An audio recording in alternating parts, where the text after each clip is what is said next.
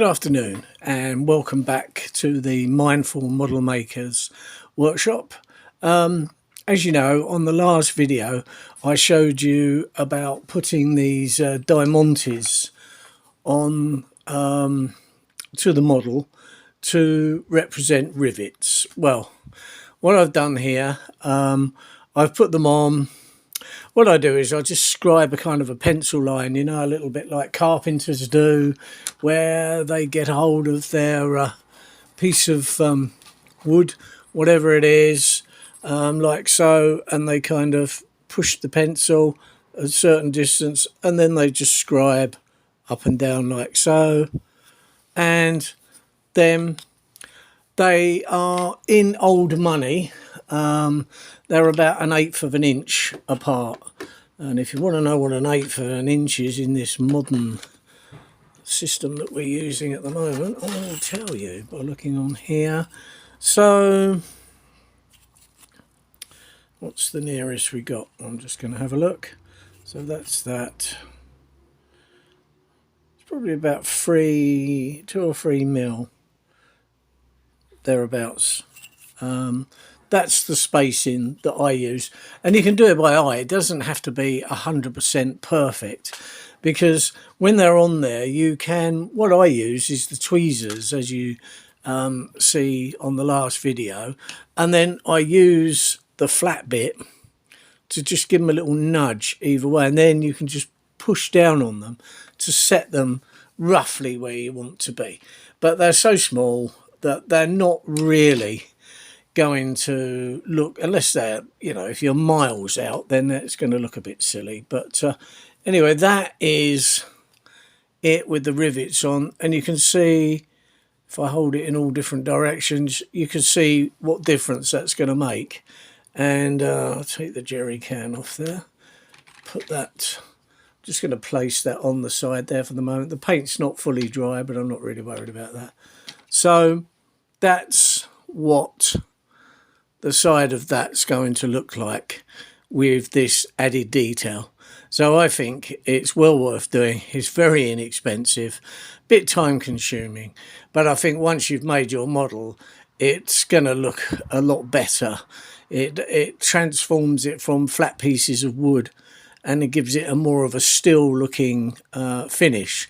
It's just a kind of undercoat, white undercoat that I've used. That's it. I've got various cans of paint that I use for different things. So yeah, there we are. So I'm going to take that off before I get white paint over everything. Put that on there like so. But I think you'll agree that it is definitely worth doing. So I'll put it back in the description again. I'll put a bit at the end of the video so that if you've missed the one before, you can see that as well.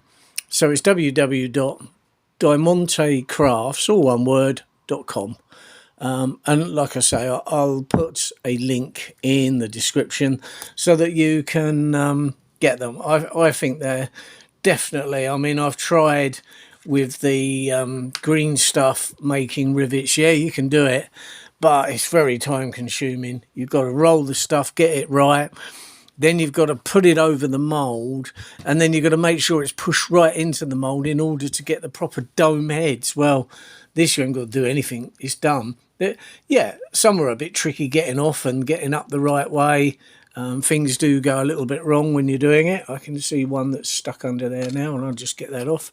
Yeah, but all in all, I think very successful.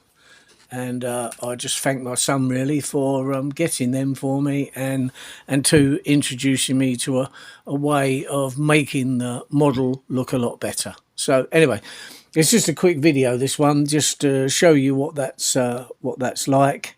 And you can see what it would be like if I just put a plain one with no rivets on. So this is it. Put that in there. You can see what that looks like so.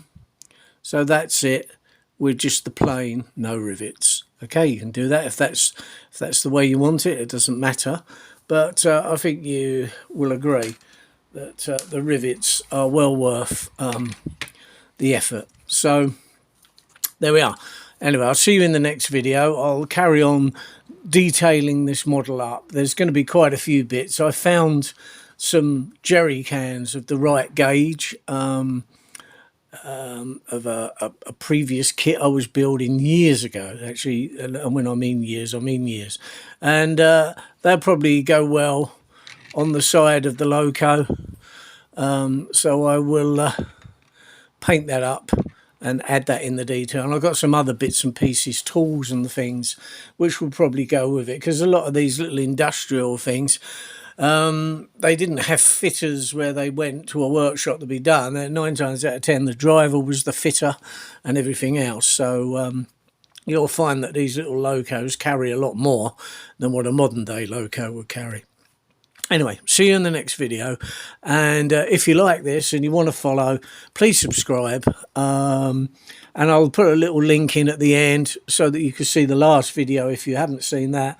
And just to remind you, if you wish to subscribe, to do so. Anyway, thank you very much. Bye now.